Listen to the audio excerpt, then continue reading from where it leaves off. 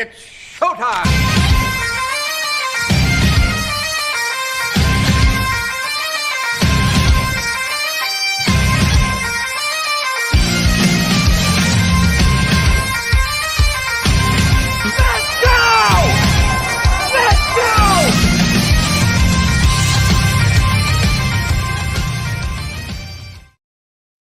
A quiet trade deadline, a close win against the Falcons, and an upcoming showdown against Tom Brady's former team with Tom Brady's other former team, his more important former team. Looking ahead to this week's episode of Gillette Gazette, I'm your full-time sports fan, full-time scientist, fuller-time sports fan, and I'm here with your father of the Patriots Nation, Aiden. How's it going? Doing great, man. Loving life. Things are going well. I'm liking life. I think I expected more from this past week. Yeah, we could have.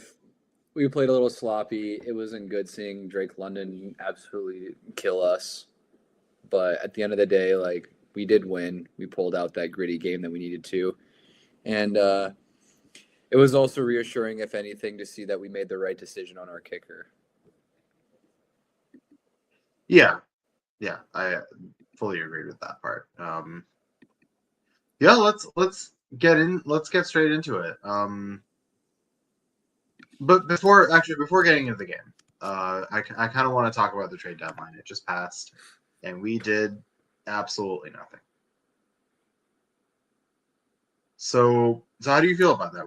There were some big moves across the NFL, and not moves that involved us. I mean, our biggest competition in the conference, arguably the Colts, really improved their secondary by trading for Sauce Gardner. And I mean, I don't know. I felt like there are probably other players that are on teams that have no chance that could have been ours. I mean, Jalen Phillips went to Philly. I don't think Trey Hendrickson got moved. Yeah. What are your thoughts?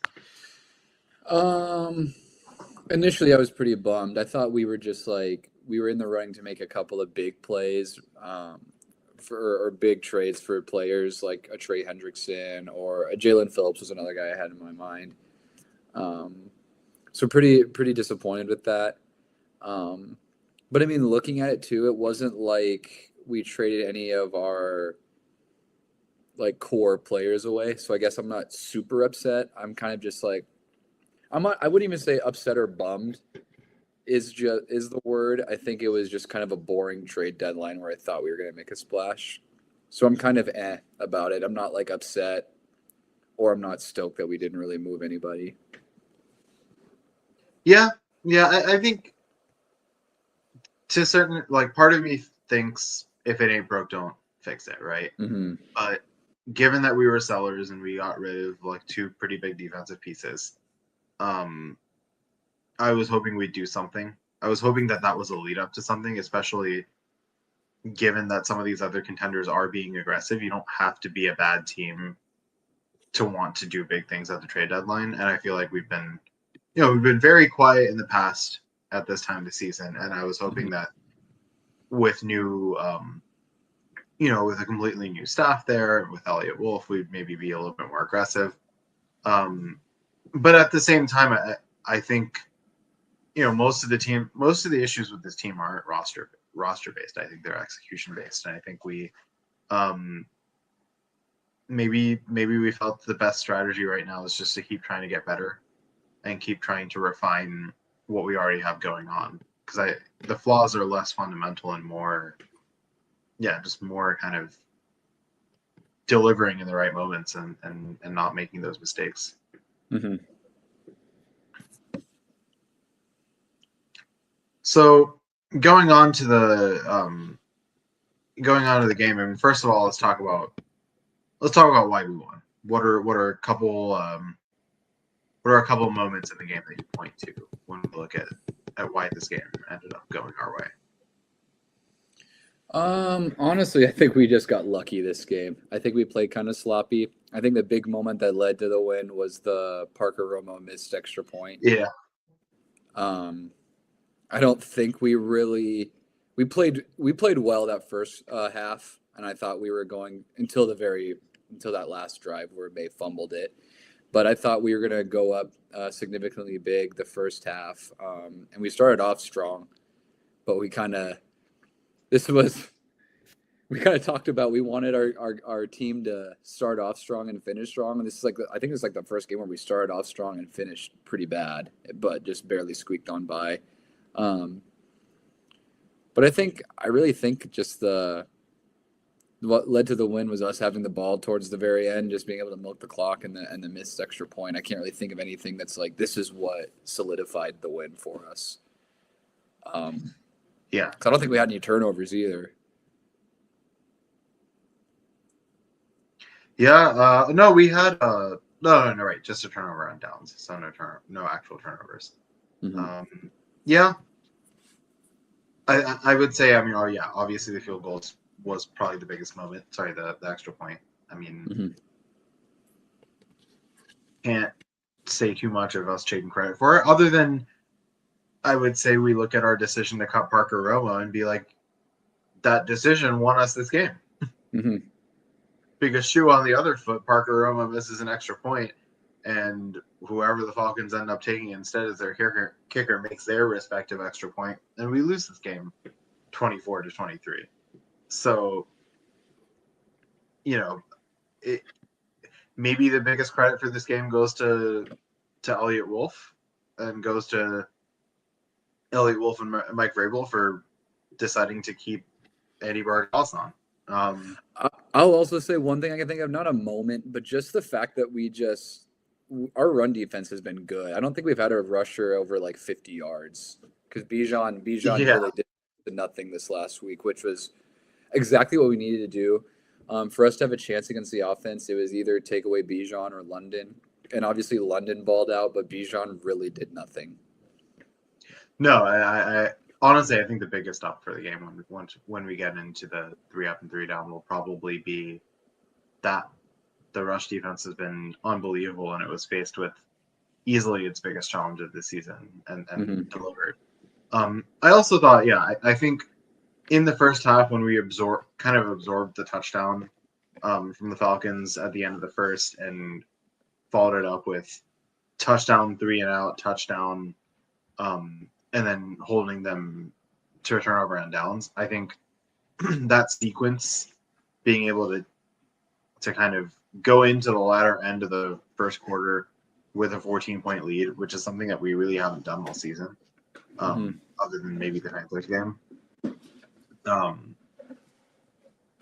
think that was big, being able to kind of open up the game after absorbing a nice drive from the Falcons.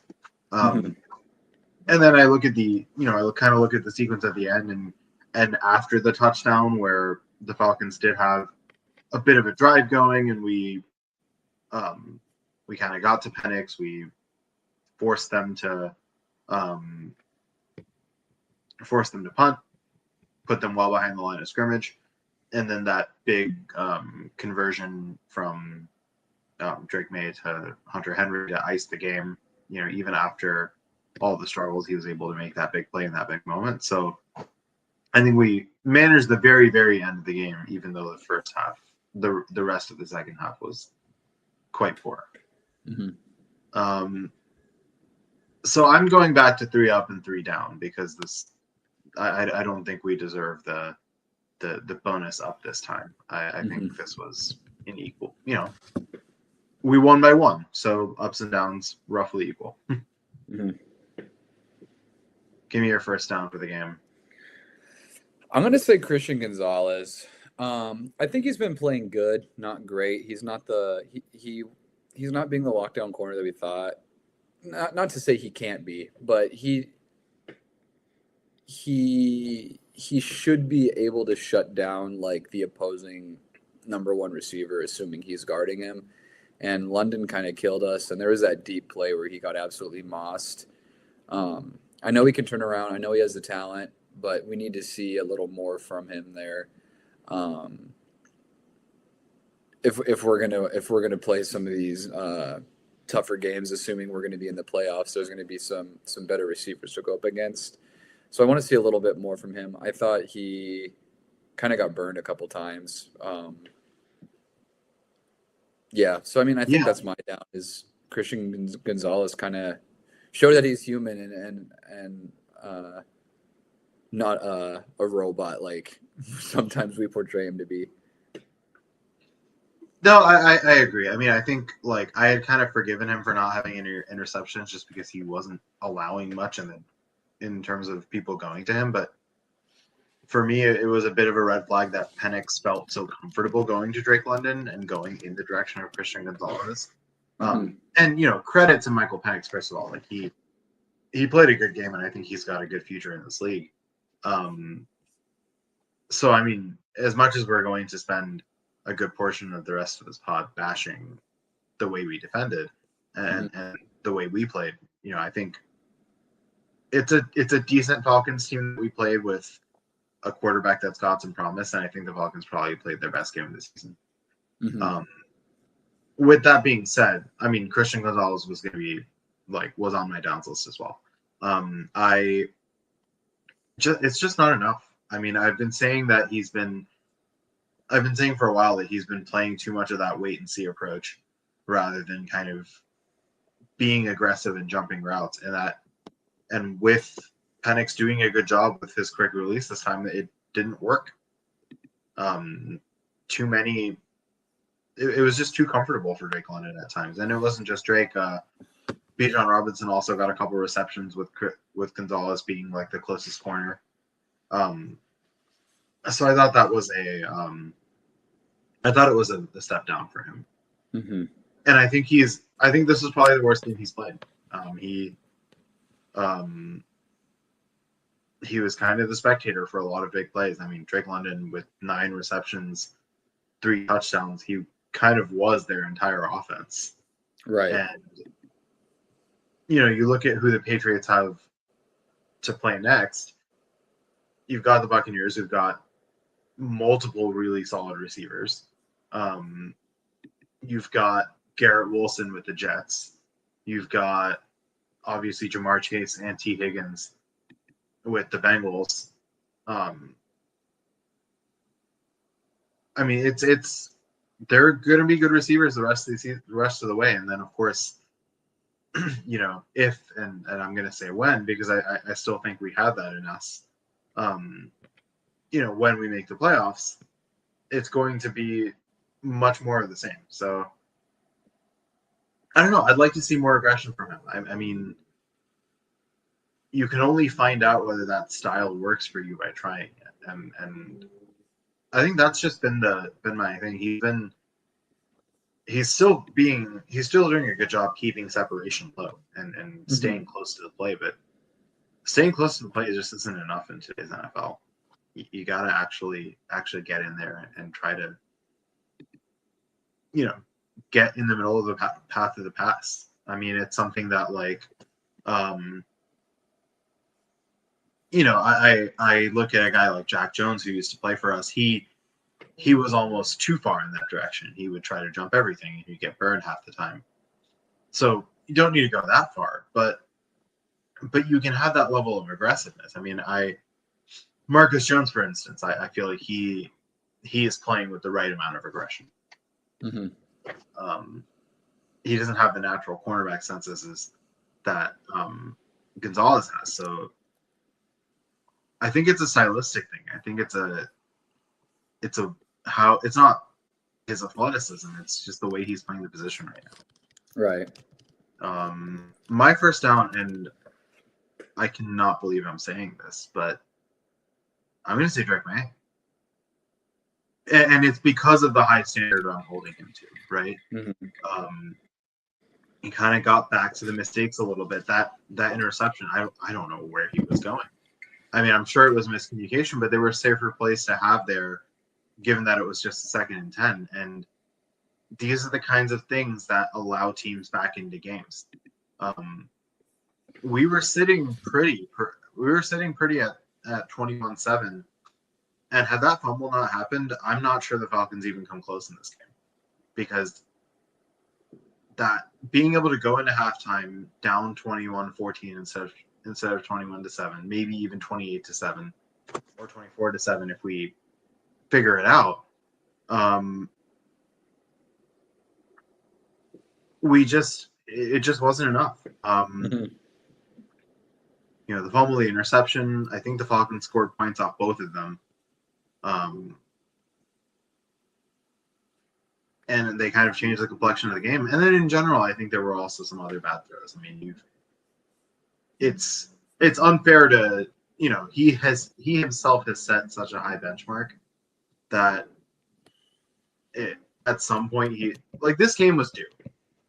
He was bound to have I wouldn't even say bad, right? Like we're now calling 19 for 29, 259 yards, 2 touchdowns and a pick a bad game, but compared to what we've seen from him this season, it kind of was a bad game. I think there were multiple errant throws. There were times he was holding on to the ball for too long. I think, again, to some extent, like, can he trust his team more? Can he not try to go for it all? I think there are just those little moments where I feel like he's playing a bit of hero ball when I feel like he doesn't need to. The fumble, there's only so much I can blame it on him because the play was pretty much busted from the get-go. But you know, that in that moment, again, you don't try to extend the play, just cower down and take the sack. It's something that Mac Jones did a bit too much of, but in small doses, it's a necessary thing to do. And then that I don't even know what to say about the interception. There was no Patriot even remotely in the path of that ball. That one sailed. It was so bad that I think it was a miscommunication, but I don't know. It was bad. But I don't know who miscommunicated, so I feel like the only person I can blame for that is May, even right. He's not the one who deserves the blame for it. But it happens. Yeah, it happens. It should not happen again. Ever. No, this was Drake May's mulligan. I'm glad it happened in a win. This is the last bad game he's allowed to play. Actually, if he wants to play like this in one of the Jets games, sure. Go ahead. Because this stat line and this performance from Vic would still be able to win us one of the Jets games by absolutely. Second down for the game. I'm not going to necessarily say Trayvion's a down, but I don't know what the coaching staff's doing. Like, why is he splitting carries with Terrell Jennings? Like, he gets pulled up a practice squad or whatever, and then he's just going to get all these carries. I thought Henderson actually looked good when he had the ball in his hands, and I was excited to see what he would do with like 20-something carries, and he was only given 14. And then like you get to the goal line, and we're going to give it to Jennings. It just didn't make sense to me. And maybe that's because I started him in a lot of different leagues for fantasy. Probably should have known better, but I want us to utilize him more. Like when he gets the ball in open space, like he's awesome. Like we've seen, I feel like the last few weeks we see the burst that he has in some of these runs. Like he's getting good chunk plays. We just got to give him the ball more. I don't know if maybe I'm wrong and Vrabel doesn't think he's ready or wants to be more of a running back by committee team. But it's just kind of crazy how you watch Ramondre and you watch him play. You see that he's got way more athleticism and speed than Ramondre does, but we're still giving Ramondre all the carries, even after all the fumbles. I just don't understand it. I just want to see more from him. I want to see the coaching staff just kind of be like, you know what, we use the second round pick on this guy. Let's like cut him loose for a couple of games, see what happens. Yeah. I would agree with that. Again, I would say the handling of him, because his stat line wasn't even that bad. 55 yards off 14 carries. That's a no. decent. I just want more. I think he's capable of it. You know, on the other hand, Terrell Jennings has kind of surprised me. He's not bad. No. scored a touchdown. He had some nice runs there. He's decent back, and with Ramondre gone, someone needed to fill the void, and he did serviceably, I would say. But yeah, I think at some point we have to just be okay with declaring him Travion as the number one back. And if we're not going to do that, and if we don't have confidence in him, then get someone else, right? Like we had an opportunity to do that at the trade deadline, and we didn't. So if we're not going to do that, then at some point we have to put trust in our guy. I did like seeing Travion more involved in the passing game today. 4 receptions, 32 yards, some nice plays. I mean, I think he helped open up the passing game, so that was definitely good to see. For my second down, I'm going to point to a guy that I just haven't seen enough of all season, Milton Williams. He's just not doing anything. I mean, I mean this in the nicest way possible. He's just been quiet. He's not making big mistakes. He's not getting burned. He's just not. We paid a lot of money for this guy. I was quite excited to sign him. And he's had moments there. He's had moments where he's kind of gotten into games. I mean, he played really well in the Tennessee game, played quite well in the Buffalo game. But it's been a lot of nothing lately. He's had 3 tackles in the past 2 games, and all of them have been assisted. I just haven't seen much in terms of him disrupting the pocket. I mean, you look at the lack of run game from the other teams, and he's part of it, right? He's shoring up the interior, but we didn't pay all this money for him to just be kind of part of the solution. So yeah, I'd say disappointed by him today, and it was more him being in the downs list was more building up frustration with his current level of play. I mean, I'd just like to see more from him. Right. And I think, yeah, and then my down, I mean, there's another guy that I feel like we just see nothing from is Kyle Williams again. Like, even with Booty being out, like, you thought he would be able to at least get a little bit of playing time. Not really sure what's going on there either. Like, we spent a second round on Henderson and a third round on Williams. Like, those aren't late picks. Like, you kind of drafted these guys with the intent of them making an impact on the team. And granted, our receivers have been playing really well. They all mesh well with May, and I feel like for Kyle Williams to kind of take that leap, he's got to take over one of those guys who's honestly I feel like all of our receivers have been playing really well for the most part. But I would still like to see just like a couple of big plays here and there from him, and we really have like nothing. Yeah, no, I fully agree. I just think that we can afford to experiment around a little bit more. And I mean, to some extent, I understand the argument of who we have are playing well, but especially when you're in a situation like with Kayshon Boutte being out, that was the perfect time to kind of roll Kyle Williams out a little bit more and see what you've got. And we didn't. So, we spent a 3rd round pick on him. He had a great training camp, had some nice moments in the preseason, and we were expecting big things, and he's kind of just been a non-factor. And again, this is another one where I split the blame on him and those that are handling him. And to be fair, he's had 6 targets and only caught 2 of them. So I understand when you look at that and say that he's not providing anything of value, but it's just also not enough of a sample size.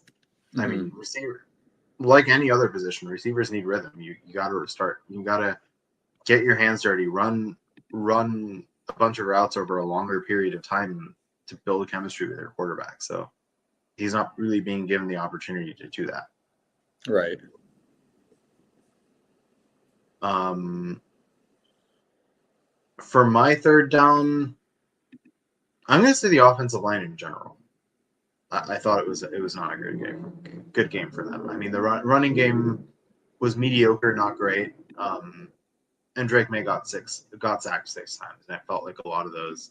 Some of them were his fault, and some of them were just very, very quick, very, very quick penetration of the defensive line. That fumble being a prime example, but I think, and I don't have any one player to blame for it. I think it was inconsistency across the board, especially on the interior. I thought, like Bradbury and Wilson had a subpar game compared to what we've seen from them this season in general. And yeah, I wouldn't complain if the Patriots.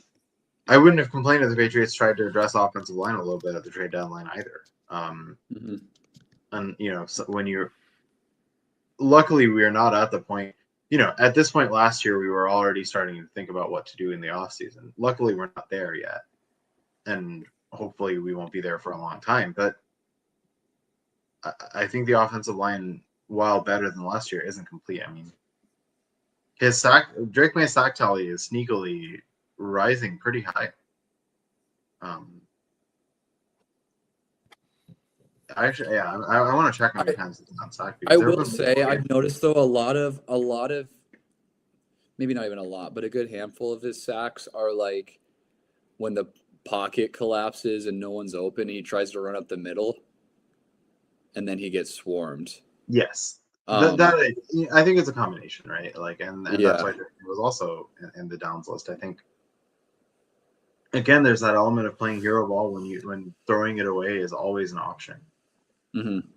I understand like the self-confidence of I'm a good runner, I think I can do it, but sometimes it's just the yards are just not there to be had. But I do think the pocket collapsed a lot and early in this game compared to what we've seen. I mean, and yeah, the sack tally is up to 34, which crazily is what the sack tally was last year.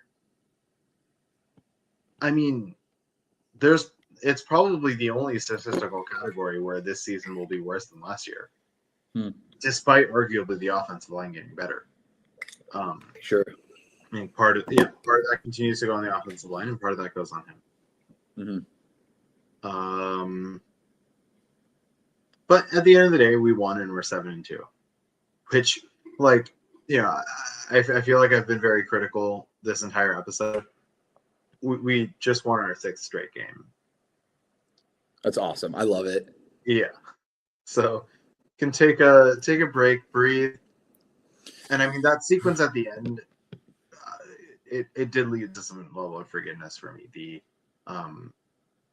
You absorb a little bit of a drive from the Falcons, you score, or you force them to punt in a situation where teams almost never punt, but you force a 4th and 20 and basically force their hand. And the offense, who hadn't been delivering pretty much all day or all half, other than one drive, comes up with a big play, and kind of everything comes together, and you take a breather and you're like, all right, Patriots win. And then when you zoom out, it's 6 straight wins. This kind of game was bound to happen, and the fact that it happened in a win is significant.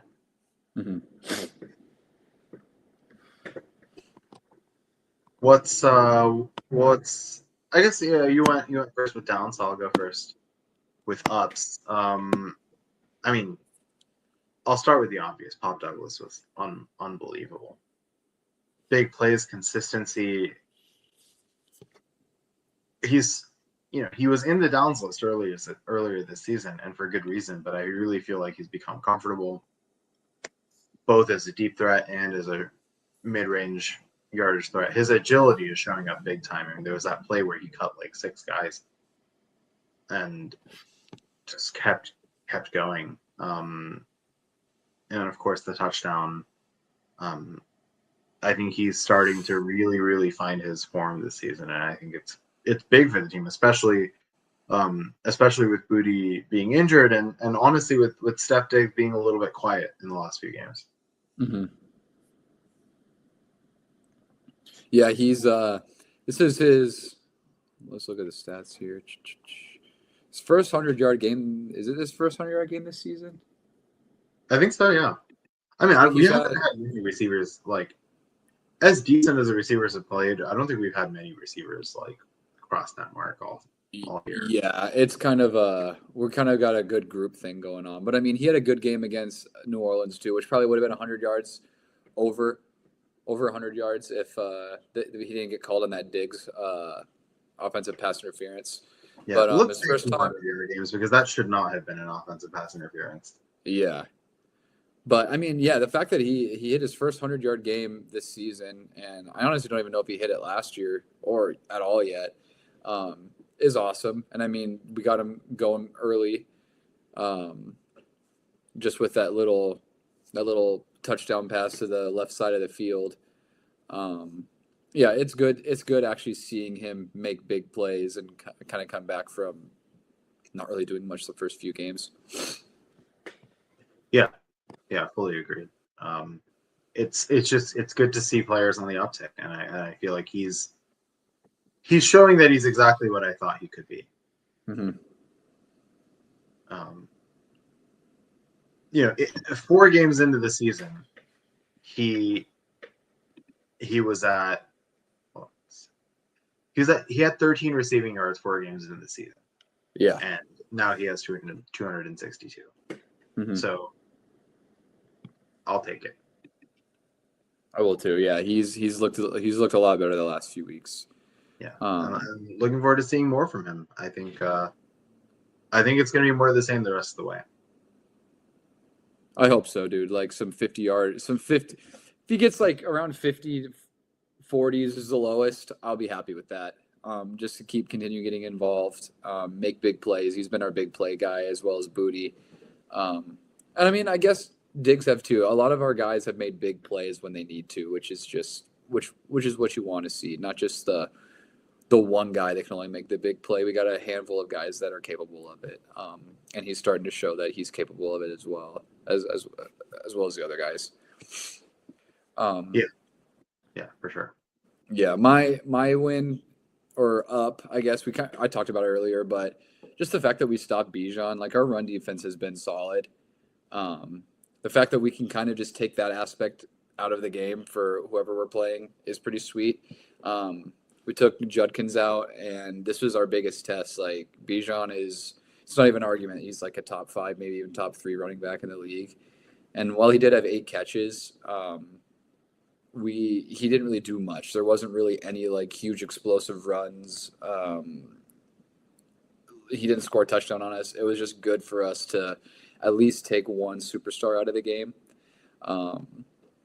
And I don't know. That's reassuring knowing, okay, we got a good run defense. Like people don't run all over us. Yeah. It's not just good. It's the best in the league. I thought that might be the case, and so I checked.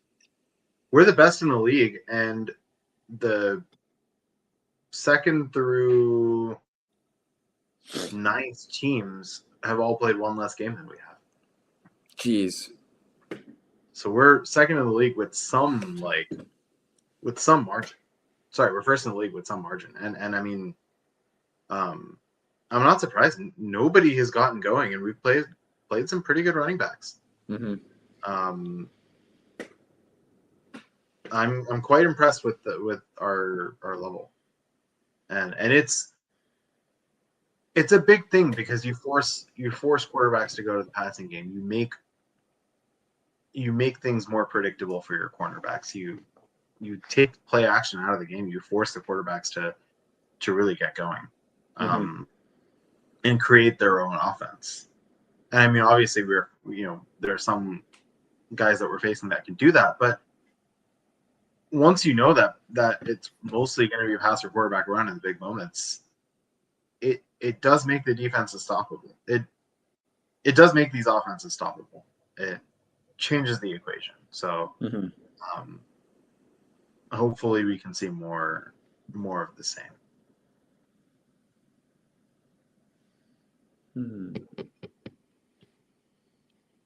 My second, we're on second one, right?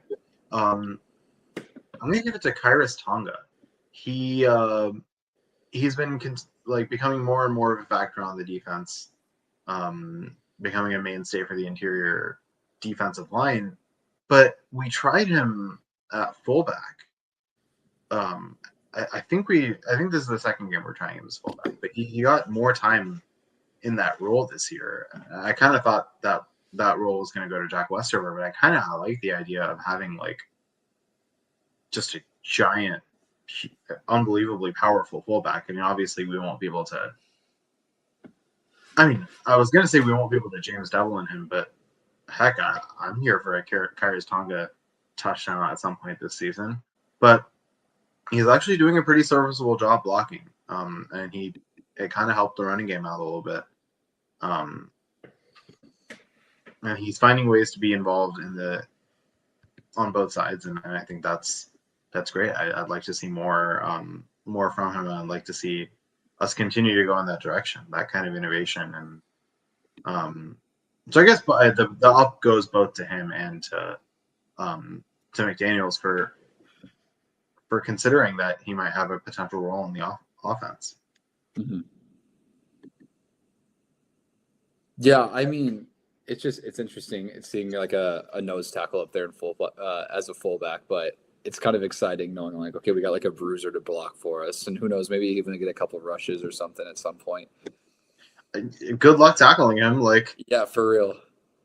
I'd rather have him have the ball than Vidarian Lowe, like he did last year. That's true. I mean, yeah, starting tight end last year, Vidarian Lowe. Right. If Vidarian Lowe can score a touchdown, so Kairos Tonga. So let's see it happen. I'm gonna go a little off of what you said. I don't necessarily disagree that Drake had a bad game, but I also want to say I'm pretty sure this is the most passing yards anyone's put up on Atlanta this year. Tua maybe a little bit more, but I'm not sure exactly. But I mean, this is, I guess the secondary has been playing pretty well this season, kind of limiting people to not many passing yards. I mean, I know Josh Allen struggled a little bit. So the fact that, we got almost 260 on him was good. I think May was just a little sloppy with the pick and then obviously the fumble. But I mean, throwing the ball aside from the pick, he was still spot on for most of the game. Or I wouldn't say spot on considering there was a number of incompletions, but I mean, he didn't have a ton of interceptions, or it wasn't like we weren't able to move the ball down the field. Like we were moving the ball down the field fine until kind of momentum shifted towards the end of the half. But I think the fact that he was playing against some good corners, a good secondary, and still played fairly well is a good sight to see, especially in a tight matchup that this one was. Yeah. So I'm gonna give him a soft up. A soft, not even an up, but just okay, this was he wasn't perfect, but this wasn't a horrible team that we were expected to put 350 passing yards on, I guess is what I'll say. That's fair. And he had good moments, right? And honestly, at the end of the first half, I was ready to label it like a phenomenal game for him. Mm-hmm. It's for me the fact that he kind of got worse throughout the course of the game, which is not something that I've seen from him. Mm-hmm. And again, this was due, and I'm glad it happened during a win. And I'm glad if his mulligan happened this week, we'd lose by 40. Yeah. So I forgive him,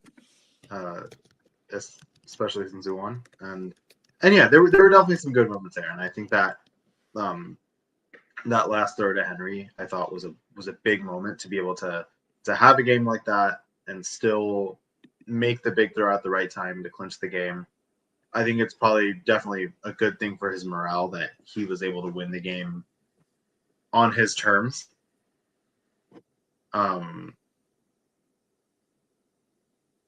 But he's gonna be probably playing another game without Keishon Boutte, who arguably is his favorite target. And he'll have to adjust, but luckily Douglas is emerging at the right time, and hopefully he'll be able to get it going. I mean, yeah, objectively speaking, like if this was Mac Jones, I'd be looking. Like if we were in the Mac Jones era, I'd be looking at 19 for 29, 259 yards and saying, awesome, great game from him. So, it's because of the high standard I have for this guy and how well he's been playing that I can look at a pretty decent game and be kind of critical about the way that I evaluate him. Mm-hmm. It's because I trust him to play better than this. Third up. Let's think. Let's think. So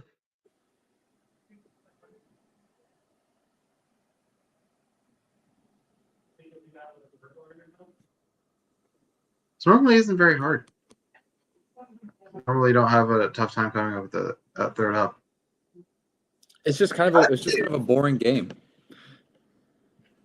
I would say I'm going to give a shout out to the offense in general for starting quickly. I thought, they scored on 3 of their first 4 drives of the game. They set the tone. I thought, like, in general, we varied our looks. We kind of had a nice balance between run and pass. They got in the running game a little bit as well, but nothing crazy. He completed passes to 7 different people, which, again, like the fact that he's doing this consistently, that's Brady-esque. Being able to spread the ball to your weapons to that extent, being able to make use of everybody on your offense. I thought McDaniels called a pretty good game. I just think the execution was not quite there. But again, last year, if we had a bad game, we're scoring like 3, maybe even 0 points. The fact that I can look at a game where we score 24 and call it bad, again, this team has come far.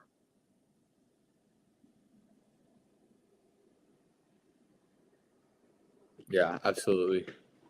And then my final up, I'm going to say I bashed Gonzo, but I think the up is he looked injured after he got mossed by Drake London. The fact that he is doing good, apparently he hit the podium and was like, yeah, I'm fine, like, is good. Because that was also, like, great. He got destroyed by Drake London, and now he's slow to get up and slow to get off the field. Are we going to miss another 4 weeks? Hopefully not. Doesn't look like it. We still need him back, even though he's not playing as good as he has in previous seasons. The fact that he's healthy or relatively healthy, saying that he's fine, is a good sign that it's not like a concerning injury. Yeah. No, I fully agree with you there. And generally, I think the health, knocking on wood here, the health has been pretty good this year. We've strength and conditioning guys are doing a good job. We've had a lot of injury scares. I mean, Carlton Davis has had like 10 injury scares this season. Like every other game there's a hit and he gets up limping, and I think he's done. But he's continuing to trudge through. And yeah, I think we've somehow been able to keep the injuries short term, and luckily, like our depth isn't too bad, and we're able to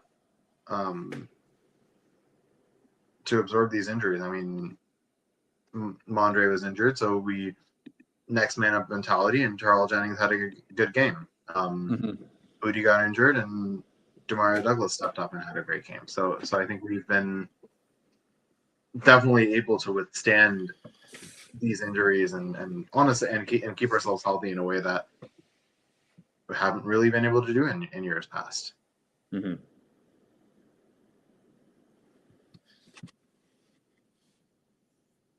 So big game this week. One of the games that I've had circled on my calendar for a while.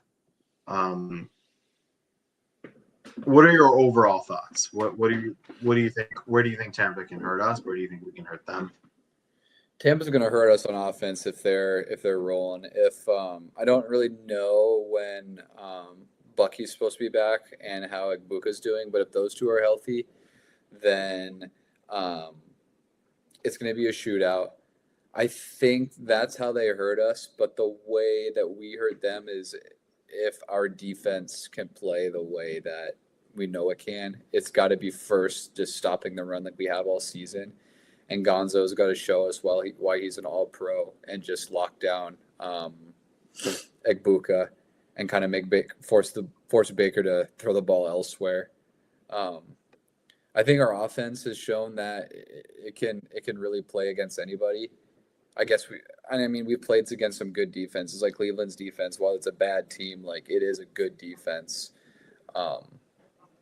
I want to see us just play a clean game where we're not getting destroyed by a really good quarterback and a good offense. We showed what we could do against Buffalo, like when we need to. So we need to do something like that and just show that we're for real. So that's what I think we need to do is just lock Igbuka. Easier said than done. But again, it looks like we gotta keep true to who we are and just stop the run for sure. Yeah, fully agreed with that. I think their receiver depth is scary. The fact that they've got good receivers from like 1 to 5. Between Igbuka, Shepard, Godwin, Evans, and Tez Johnson. I mean, that's an unbelievable top 5. I think, yes, if Bucky Irving comes back, that hurts things for us. But at the same time, I mean, the way we've been playing against rush defenses, maybe not so much. Mm-hmm. I mean, we shut down Bijan. Bucky Irving doesn't exactly strike fear into my heart. But at the same time, as much as I'd like to say we will shut down their run game, so we'll win the game. Baker Mayfield is playing well enough that they might not even need to have a great run game to win this. And they deserve a lot of credit for being at the point where I can say that. But I think it's going to be I think there are going to be a lot of points scored in this game. I think the Patriots are going to have to play pretty mistake-free to win it. Mm-hmm. It would be nice if Kayshon Boutte is back for the game. We'll see. We'll see how all that goes.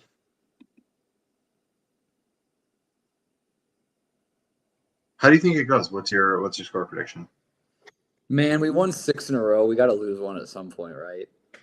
Is it horrible to say? I just think we lose a close one here. No, I mean, we this is our job as podcasters. We have to be as objective as possible. So I think it's a good thing that you're. I think we're playing a good team. We're playing away, and I mean Baker's been playing well. I think it'll be close, and I want to say it'll be 28-24 Tampa Bay this week. Yeah, my prediction was 34-31. I think they made things very, very difficult. They're going to make things very, very difficult, and I think I wouldn't be surprised if we find a way to win it by any means. But I just think there are going to be some mistakes there. I think there are going to be a lot of points, and I don't know. I think the offensive line issues might show up a little bit as well. The Bucks do have some guys on the interior that can be very, very threatening. I think it's going to be a really fun game to watch. I think it's going to be a kind of a toss-up. I mean, yeah, the only reason I'm predicting a loss is I just feel like it's due. Yeah. And it's also, we're also coming off probably our worst game of the season other than the Raiders. Nope, Steelers game too. That was also really bad. That was horrible. We don't need to talk about that ever again. No. I am bummed. I'm bummed that this is an 11 o'clock game. This needs to be a primetime game. Are you in 11 noon. Okay, I was gonna say. I grew up watching 11 o'clock games, and I'm still getting used to it being a noon game. Yeah. I guess it's 1 o'clock for you, huh? For me, it's a 1 o'clock game, but still, yeah, I mean, this game deserves the Sunday night mantle more than probably almost any game this season. This, I'm not saying it will be, but there's a non-zero chance that this is a Super Bowl preview game. Based on the way these teams are playing, it's not crazy to say that. Definitely, I would say these obviously aren't the two favorites, but they're definitely dark horse candidates that it could definitely happen for sure. Yeah, non-zero chance, like you said. I mean, this is a 7-2 team we're calling a dark horse, right? But I think it's fair. I still wouldn't. I'm not ready to put them over Buffalo, Kansas City, and Baltimore yet. Baltimore is going to be dangerous when we play them. I'm not looking forward to that game. Yeah, Derrick Henry. Our rushing defense is going to have their hands full against Lamar and Derrick Henry. Yeah, and for them, pretty much every game is a must-win for playoff positioning. Absolutely. But luckily, if we lose this game, we've got a nice little reprieve 4 games later with the Jets. We got the Jets twice, dude. It's gonna be what a present. Merry Christmas. It's a gift being in the AFC East. I mean, we got Miami also. Yeah, at the beginning of the season, if you had asked me, I would have said this was going to be one of the toughest divisions of football. Winning it is still going to be one of the toughest tasks out there because Buffalo continues to stay hot on our heels and are coming off a big win against Kansas City. But I mean, first or second is pretty much a guarantee. I'd like first. I don't want to risk being a good team that just misses the cut. But I mean, back to the Jets thing. It's going to be nice to play them. I'd like to slate those as 2 automatic wins. So it's and then the Miami we should definitely have 10 wins this season. Yeah. The problem is Buffalo is looking like a team that could win 12 or 13 still. But there's no reason we can't either, right? Yeah. I would say the division will probably come down to us hosting Buffalo and how that goes. That game could very well decide the entire thing.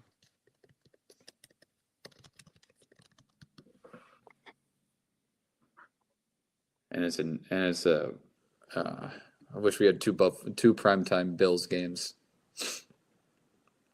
I know. When is the second Bills game scheduled for right now? December 14th. It could be a primetime game. That'll be the part of the season where they can flex games. Sure. Currently Vikings Cowboys is scheduled for Sunday night in that game. That's so gross. The only, I guess, Colts Seahawks could bump. Colts Seahawks is going to be awesome. Yeah. Yeah, both teams that did not expect to be that good. I mean, and Colts are again another. I completely forgot to mention them in the list of other teams threatening us, but I'm still getting used to the fact that they're good. I know, and they got even better with Sauce Gardner.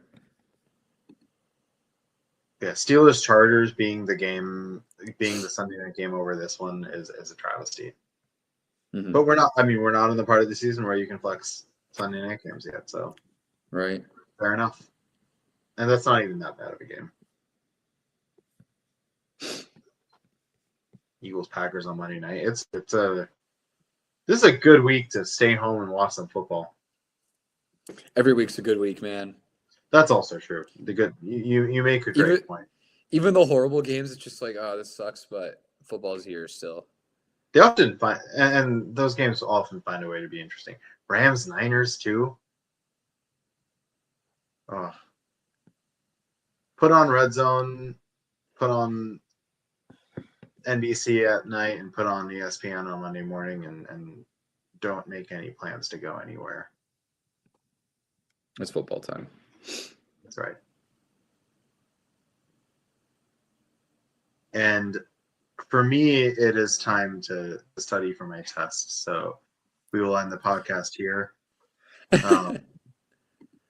And hopefully be talking to you all about an 8-2 Patriots team. But at the very least, we'll be previewing a game against the Jets that I don't anticipate having much difficulty in. And I hate being overconfident, but it is the Jets.